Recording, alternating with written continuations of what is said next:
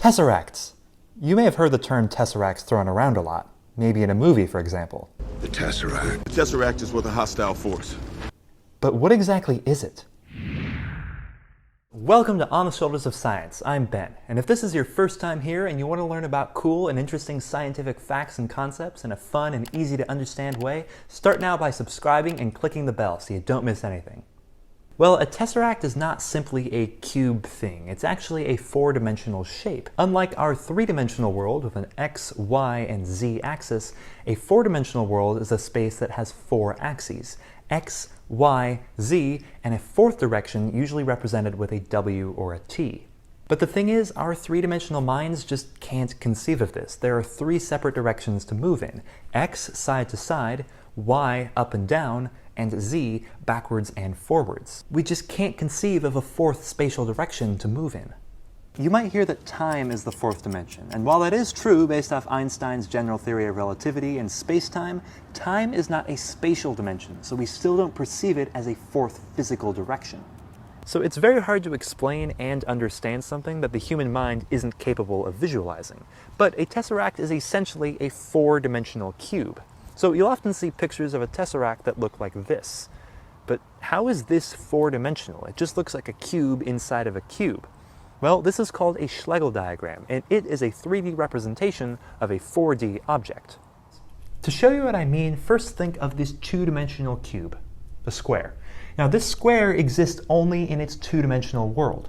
But keep in mind, you can stretch it in either of its axes, and it still stays in its two-dimensional world. Going into the space in front or behind the square would require a third axis, a z-axis. So in order to upgrade to a three-dimensional shape, what you do is take each vertex of the square and connect it to another square that has moved into a different slice of the third dimension.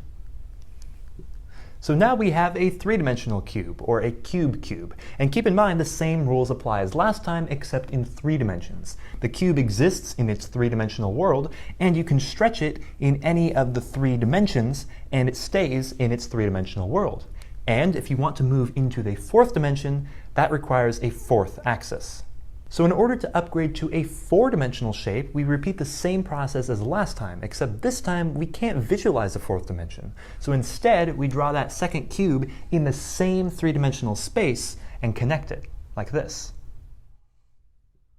And you make the cube in the back smaller to give it perspective, and voila, a 4-dimensional cube, a tesseract. This is similar to how you can draw a 3-dimensional cube in a 2-dimensional space like this.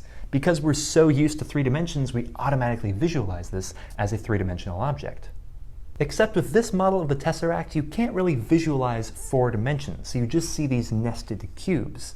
A cool visual is to see what happens when you rotate a 4-dimensional shape. Keep in mind, though, that this is a 4-dimensional shape projected in a 3-dimensional world rendered on a 2-dimensional screen. But if you want to learn another way to visualize 4D shapes in our 3-dimensional world, make sure to subscribe to On the Shoulders of Science, because I'm going to make another video showing my favorite way to visualize 4-dimensional shapes, like a tesseract. And if you like this video, you might also like my video on sonic booms and why they happen. Thank you for watching this video. I hope you learned something, and I'll see you next time.